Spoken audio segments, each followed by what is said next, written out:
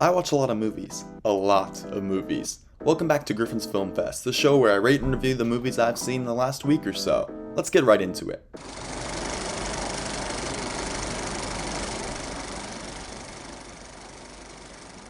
Kind of insane how the first new release of 2025 I saw, Steven Soderbergh's Presence, is not only pretty much a masterpiece, but already one of the most underrated films of the year. I know, it's easy to look at Presence and slot it into the heap of expendable January trash, and it seems like a lot of you are, but my god, Presence goes so much further with its main conceit than you think it will. The whole POV or a ghost thing not only proves to be so much more than a gimmick, but just when you think you've reached its formal and narrative extent, it pulls you into a direction you never thought it would go. In doing so, it's almost like there's two concurrent storylines unraveling at the very same time. One being the progression of the ghost and therefore the camera itself, and the other being the familial drama only made observable by the ghost's ever-present nature in the house. The ghost doesn't care about the family stuff. Like all ghosts, it's inherently pretty neutral, floating, confused. But by being filmed from the ghost's perspective, we're able to pick up on all of the extremely interesting family dynamics that feel tangential to one storyline, but so important to another. And when those two concurrent storylines converge, it's just magical. And yeah, it's awesome to see Soderbergh working on such a low budget, even being the one holding the camera rig himself. Just ballsy and unique filmmaking that we need to give a lot more credit to. 5 stars. Next, for my History of Global Cinema class, I watched The Cheat. Man, oh man, this was a pretty tough watch. I appreciate what it's doing in terms of how it advanced editing and set construction, but I couldn't help but think this was a comically mean-spirited story. I mean, it's all about this wife who steals a bunch of money from the Red Cross to buy clothes, and then has an affair with a wealthy Asian man who turns out to be one of the most cartoonishly evil caricatures I've ever seen.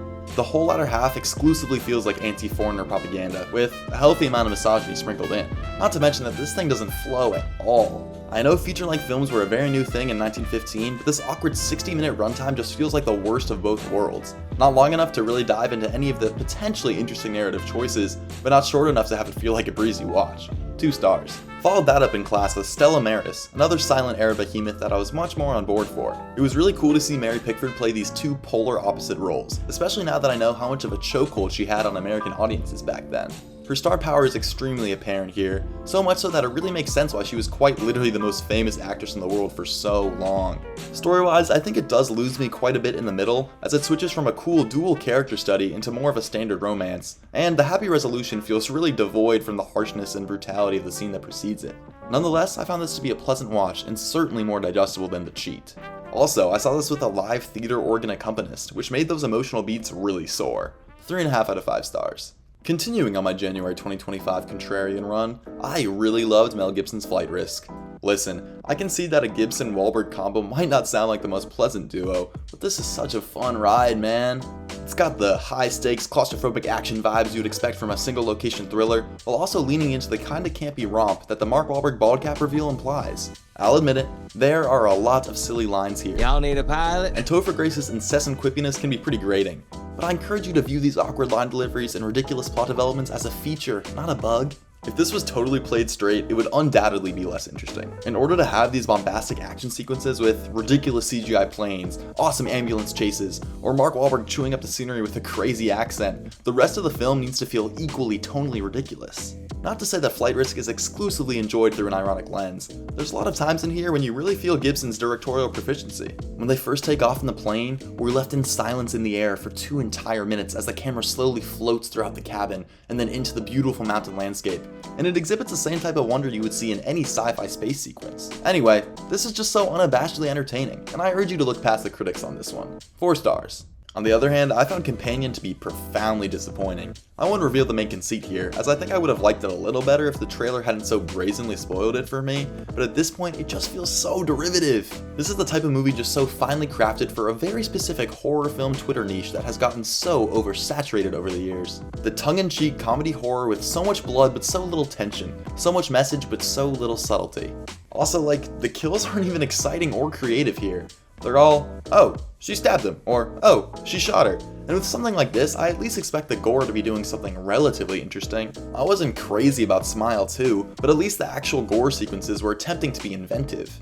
It's not like Companion is offensively awful. For the record, I think Sophie Thatcher does her best with what she has to work with, and I could see this being an acceptable case of turn your brain off, but I just hate how formulaic mainstream horror is getting lately. 2.5 out of 5 stars. After that, I caught Dial M for Murder in theaters in 3D. It didn't add a whole lot for me, except for the famous scene when Margot reaches for the scissors, but nonetheless, this was a treat to see on the big screen. This has always been my favorite Hitchcock, and remains as one of my favorite screenplays of all time. This thing is pretty much exclusively dialogue, but man, you could just hear the entire audience hanging on to every single word. Specifically in the scene when Tony is detailing his plan to Swan, his tone and cadence almost gives off this hypnotic effect that is just so enchanting to listen to. 5 stars, makes me love movies. Next, for my contemporary Korean cinema class, I watched Decision to Leave, and wow, this Park Chan-wook guy is not messing around. Oldboy is perhaps one of the most directorially insane works ever put to screen, just in the sheer amount of stylistic concepts being thrown at you at any given moment. We're still getting some insane stylistic choices, but Park's commitment to a refined contemporary style here makes it feel sleeker, smoother, less tangible. And wow, this thing revels in its modernity. There's multiple shots from behind an iPhone screen, entire sequences taking place on a computer monitor, and it's just so refreshing to see. Also, there's this one shot in front of a mirror in which Shorei's reflection is in focus but her real face isn't, and Haejun's real face is in focus but his reflection also isn't, and then it switches. Not good at explaining it at all, but it's honestly a contender for shot of the decade. It's also cool to see something so stylistically contemporary in such an old school femme fatale noir.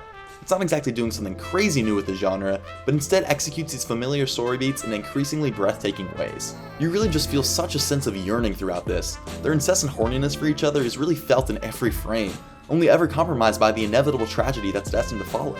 I will say, there's a major time and setting jump halfway in that threw me out of the flow a bit, especially when the setting and status quo of the first half feels much more interesting. Nonetheless, it comes together for a truly impactful ending that works on virtually every level. 4.5 out of 5, can't wait to round out this guy's filmography. Lastly, I saw Nickel Boys in theaters, and my god, I did not know what I was signing up for emotionally. It's pretty funny how my 2 favorite new releases, this and Presence, are formally very similar. Full commitment to a unique style of POV filmmaking, but they're both achieving drastically different goals. And, like Presence, not once does Nickel Boys feel like a gimmick. If anything, this POV style feels like a drastic step forward in cinematic storytelling, displaying certain images that I genuinely could not conceive of if not for this very specific type of presentation. And while it's often kind of frustrating when films centered around a certain stylistic shtick break that shtick, I found these breaks of the POV structure, specifically the use of various multimedia, to be insanely effective, especially when put into the context of that ending. God, I can't get into the ending, but I was certifiably a mess as the credits rolled. I walked out of that theater totally shell-shocked on a Monday evening. What a rough way to start the week. Yeah, believe the hype on this one, guys. 5 stars. Well, that's all I watched this week. Watch these for yourselves and let me know what you think. And let me know if you have any suggestions for what I should check out next. This is Gryphon's Film Fest.